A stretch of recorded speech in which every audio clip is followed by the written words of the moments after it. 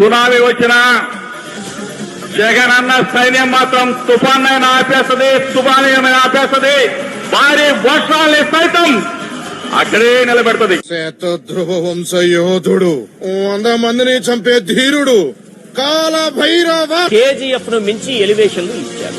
ఆడో ఎదవ, మటన్ ఎక్కువ, మెదడు తక్కువ.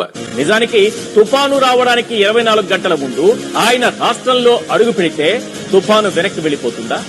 నీ అమ్మ కడుపు కాలా, నాకు ఏం చెల్లుందన్నారు. బహుశా చిన్న కొడుకు నువ్వే అయ్యుంటావు. జగనన్న దేనికి వచ్చినాడు? ఆ తుఫాను రావడానికి 24 గంటల ముందు రాష్ట్రంలో అడుగు పెట్టారు. ఏం పీకారు, ఏం పీకేవు అంటున్నారు చెప్పండి. జగనన్న ఈ రోజు మళ్ళీ తాడేపల్లి నుంచి బెంగళూరుకి తిరిగి ప్రయాణం కట్టినాడు.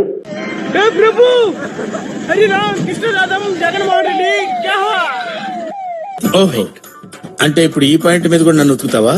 నేను ఏ పాయింట్ మీదైనా కొడతాను రా, ఏ పాయింట్ మీదైనా కొడతాను. సరే, జరిగిపోయినాను, రైతులను కలిసినాను, ప్రెస్ లో అడ్రస్ చేసినాను, రైతు సమస్యలనే లేవనెత్తినాను, రైతు సమస్యలే